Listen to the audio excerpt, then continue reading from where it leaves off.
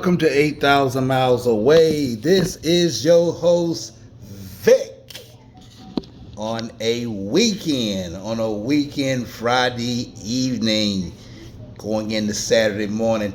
But listen, guys, I tell you, man, I got a super controversial topic today. And I just want to say here, man, if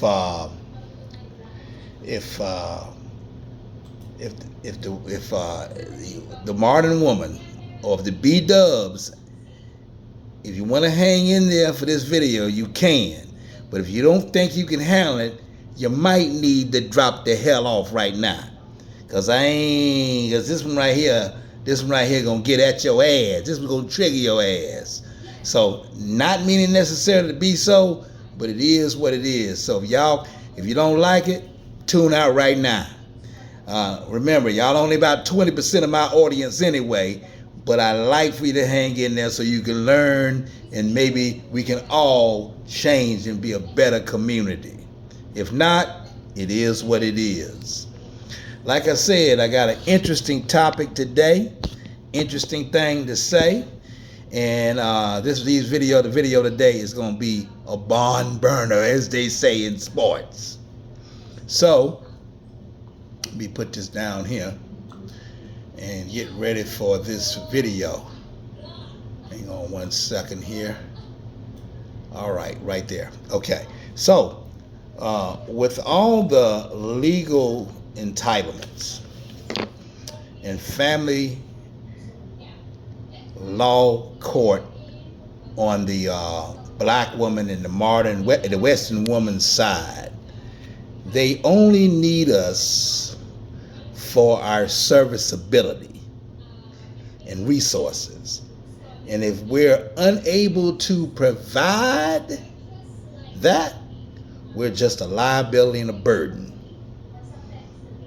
The playing field is even. Because of the way it's set up now, the playing field is even, guys. Women and men. They might say it ain't, but pretty much it is here in America. And the truth is out the bag. The modern woman simply don't give a shit. And they make that shit really, really clear. So, I have a vid I want you to see that's going to illustrate to you and bring home what I'm talking about. Let's go ahead and play the first video now, and I'll get right back at you. Let's see what they got to say. Come on, let's get it. Need to understand about women over 50. We don't care about you. We don't need you. We don't want you. In fact, we really don't want you. We're happy on our own. We're thriving. We're living our best lives despite what you may think or say. We don't have to prove anything to anyone. In fact, leave us alone. I see men all the time making videos. We love women. I love women. Women are the best. Women don't feel the same. In fact, we feel the opposite. Stay away from us. We don't like you. We don't want you. Ladies, this is what you might turn into if you fail to keep a proper man and keep rotating toxic dudes in and out of your life. This woman tried her best to love a toxic dude, and what you witnessed was her trying to convince herself she doesn't love men at all. This is more than likely somebody's mother, and there's a high possibility that toxicity and dysfunction got passed down to the next generation. Gen Z is responsible for spreading the most toxic form of communication the world has ever seen, ghosting. And pitiful parents is why they do it. Rejection, abandonment, and trauma bonding are the traits that are spreading amongst the youth. That old lady is proof. If you don't change who you tolerate, you're gonna end up living in that woman's truth. That's it. That's it.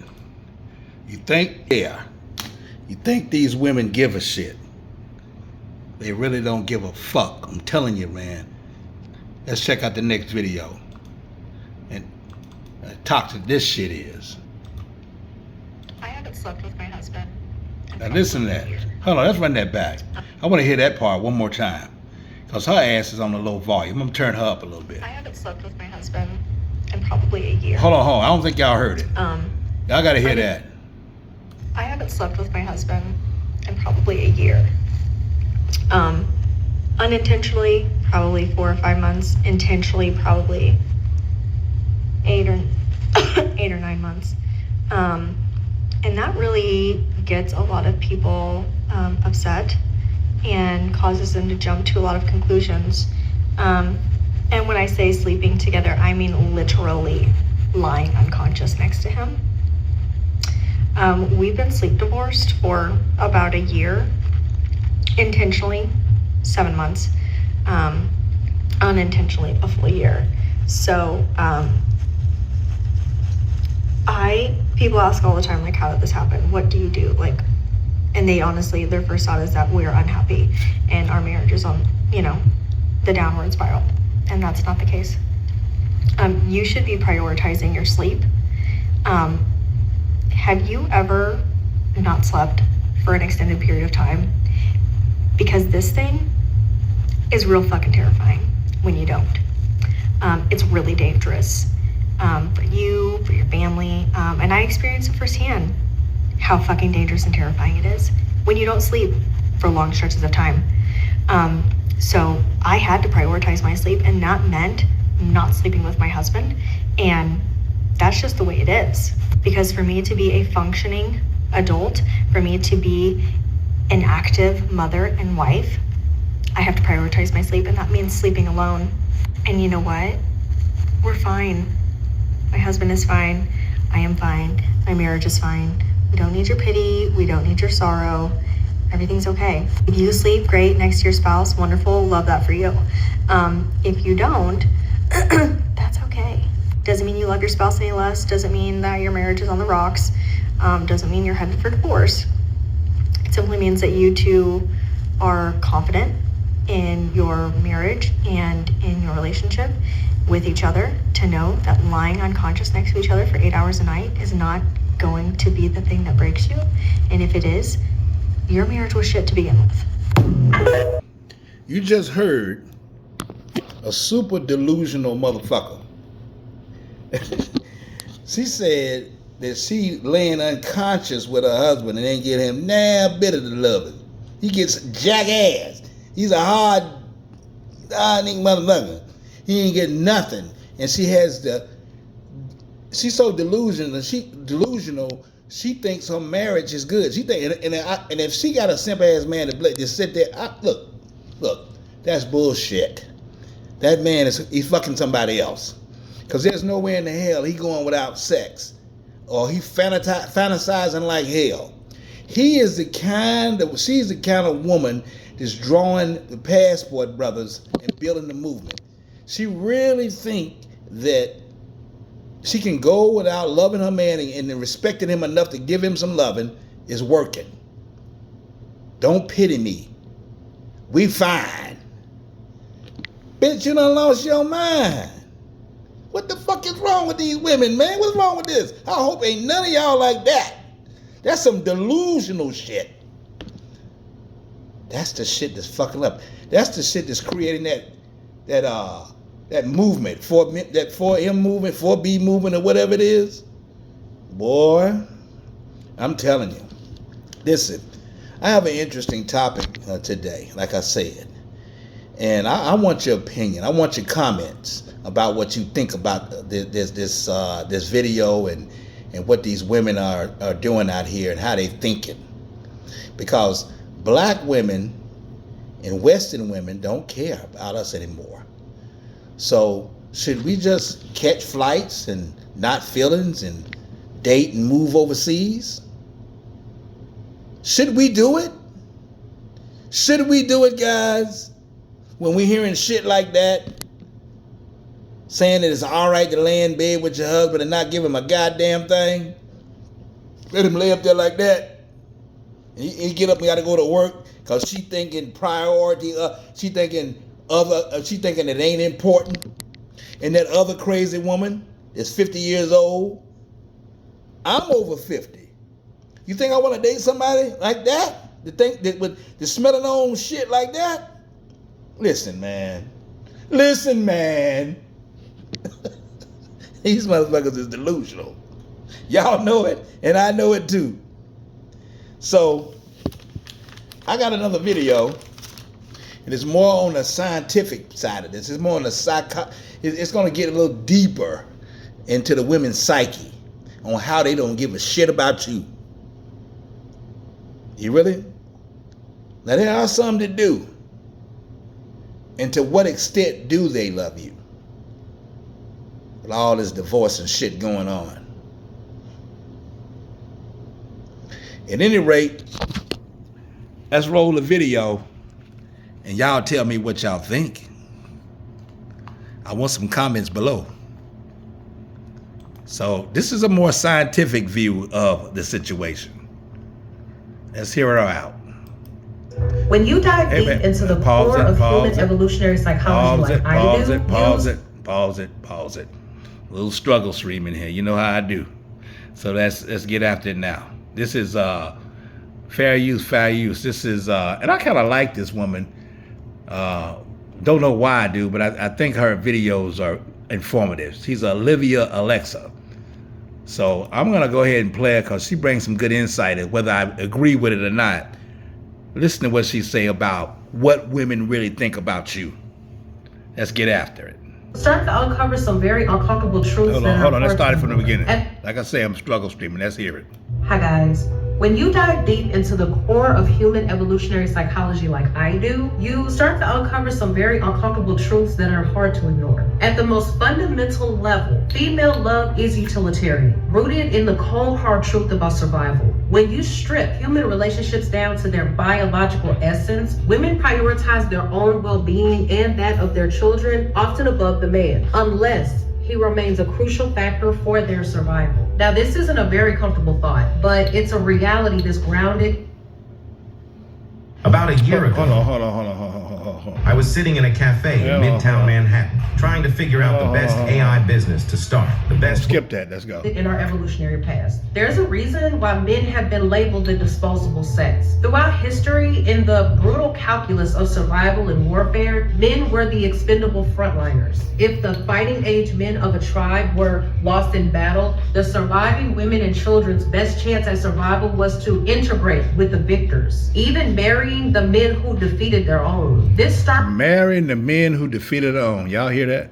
reality underpins a ruthless realism where behaviors driven by survival needs take precedence over everything else. The process of pair bonding triggered by sex feels like love, intimacy, and commitment, but at its core, the purpose of these emotions is purely utilitarian as well, to keep the man invested, especially during the vulnerable months of pregnancy, and the subsequent need for the protection and resources for the offspring. A man's role, while crucial for fertilization, is biologically seen as more replaceable. From a reproductive standpoint, once fertilization occurs, the man's direct biological involvement in the process is complete. This perspective gains further depth with the parental investment theory by evolutionary psychologist Robert Trivers in 1972. It highlights the significant investment and risk taken by females during reproduction, that risk being her very own life, and how it leads to inherently different reproductive strategies between men and women. This imbalance not only shapes how a woman views her relationship with her offspring over the man, but also dictates the relationship dynamics where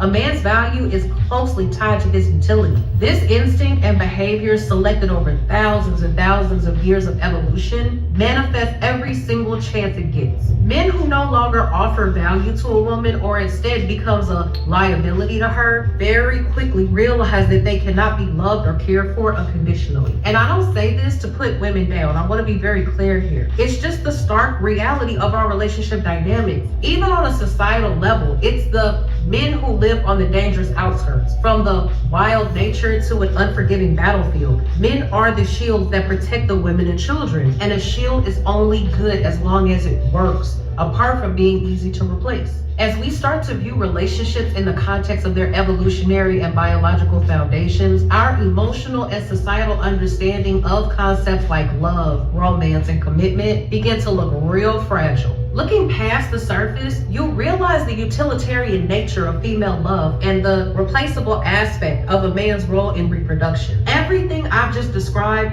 comes from the deepest understanding of psychology. Recognizing these dynamics doesn't diminish the complexity of our relationships, but it instead adds a layer of realism to how we interpret our interactions. Understanding this can help you navigate your dating life with a clearer perspective on the dynamics that are in play. So with that being said, until the next video, I'll see you guys later. That's it. Oh, you heard it.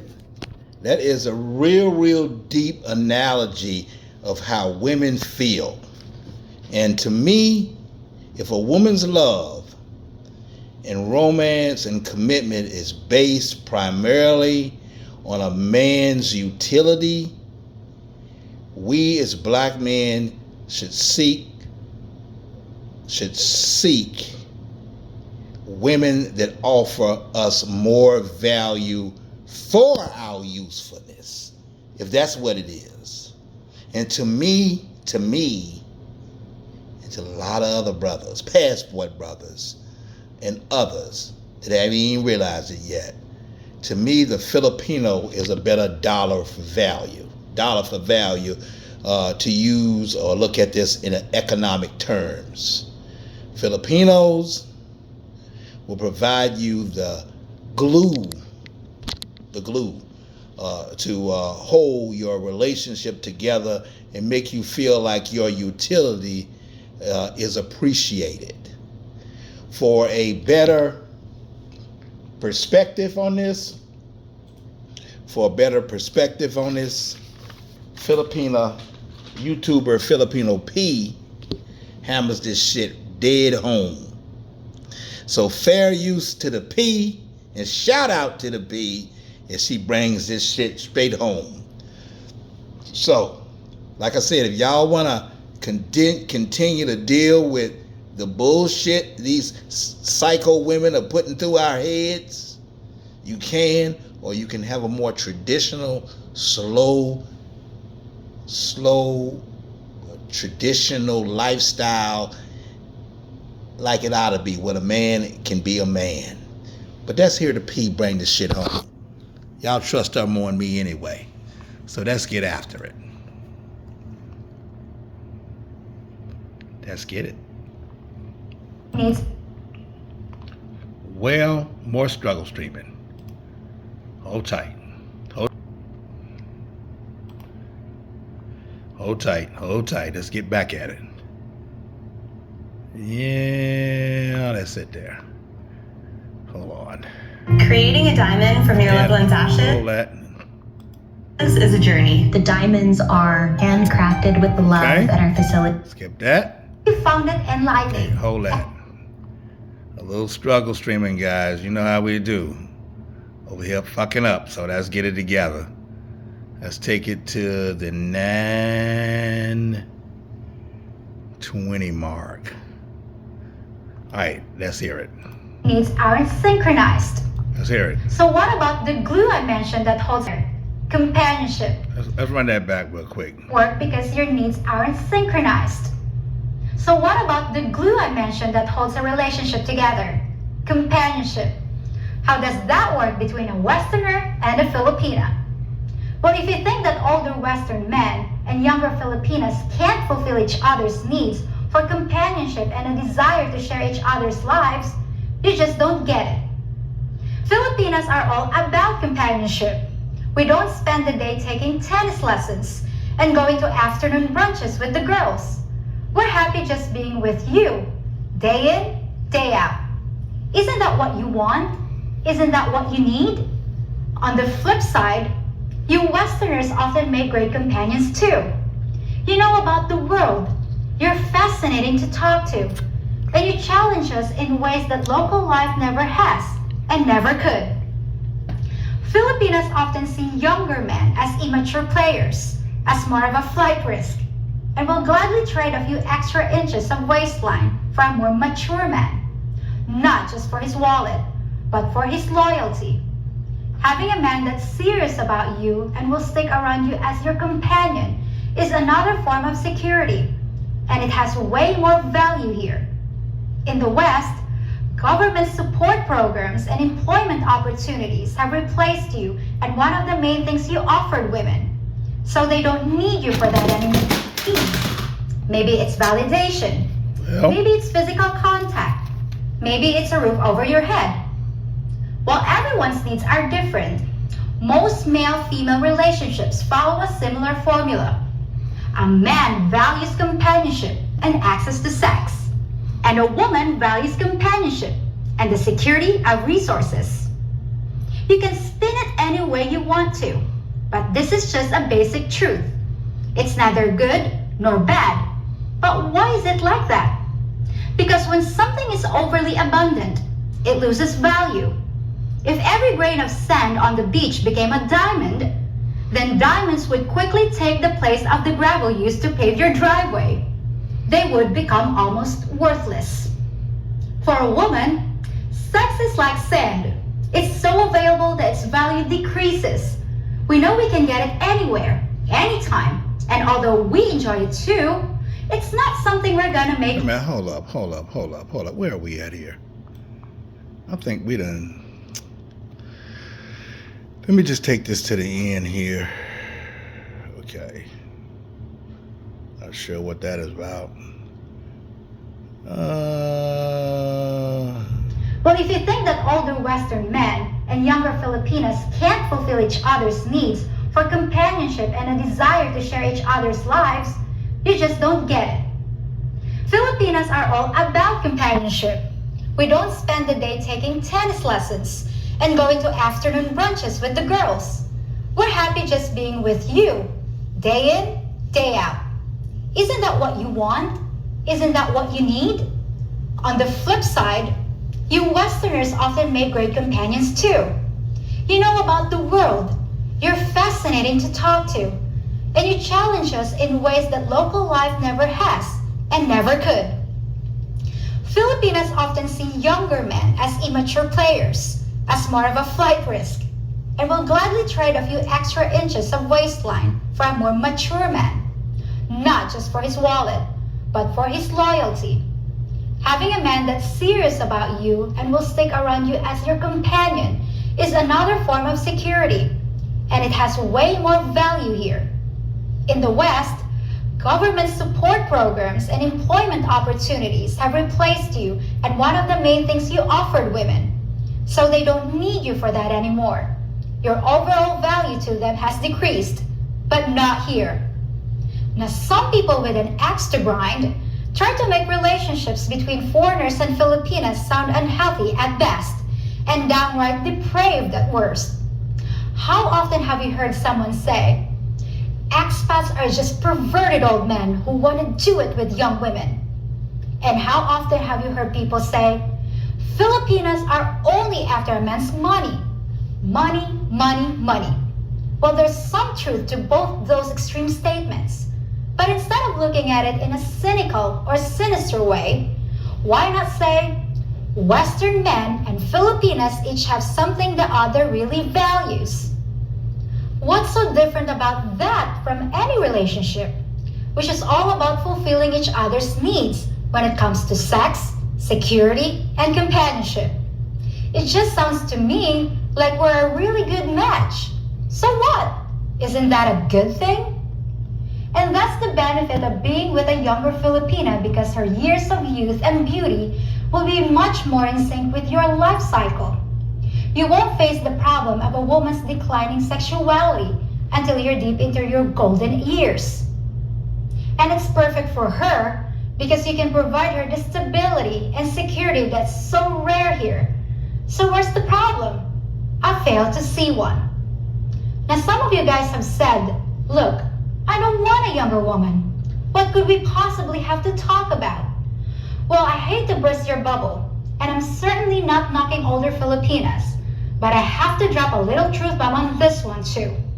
In the West, the difference between a 30-year-old woman and a 50-year-old woman can be staggering in terms of knowledge, wisdom, and maturity.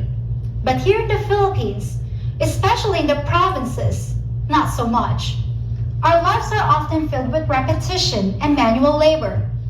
We don't have the same opportunities to expand our minds the way you do in the West, and decades can pass without much changing in our lives.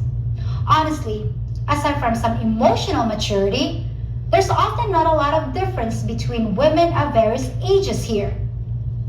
If you think that finding an older Filipina means that you're gonna sit on the porch in the evening and discuss Dostoevsky, I have bad news for you. In fact, there's a good chance that a younger Filipino will make a better conversation partner because she could be more fluent in English and have a college degree, where a woman from an older generation might not. But if you're more interested in a Filipina closer to your own age, that's certainly no problem either. And there are plenty of women here that would be overjoyed to make your acquaintance. Now, one word of caution. The system works great as long as you stay here. But if you take her to the West, be careful. Because one of her big needs, financial security, will be abundant there. And the only thing keeping you together will be the value of your companionship. Only you can guess how strong that bond is. So guess wisely, my friend. Hypergamy works in mysterious ways, and while it's mostly negated here, it could rear its ugly head in the West. For those of you that ascribe to the rent-don't-buy theory of relationships, the things I've said today are true of cohabitation situations too. But the level of commitment you offer your Filipina can determine the level of commitment you'll get in return. And marriage is still seen as the ultimate form of commitment, especially in this culture. But if you find the right Filipina to bond with, you'll have a relationship that can last just as long as you do. And that's a fact. And I'm not going to even touch on all the other benefits of having a Filipina partner here, like the cost of living, climate, a traditional lifestyle. Those things are all just icing on the cake. And I don't even need to run up the score. Because in my opinion, Filipinas have already won. Pause it. Pause it.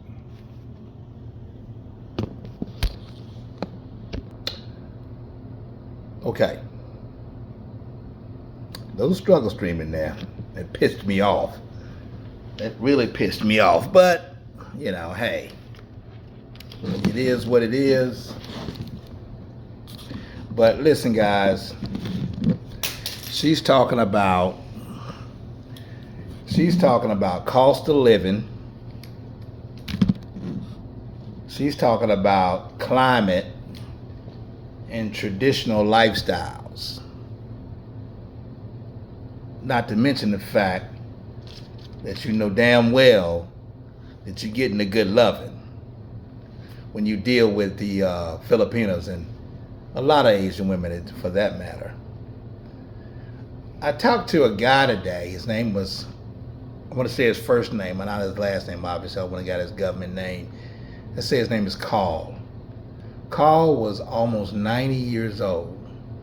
White guy. He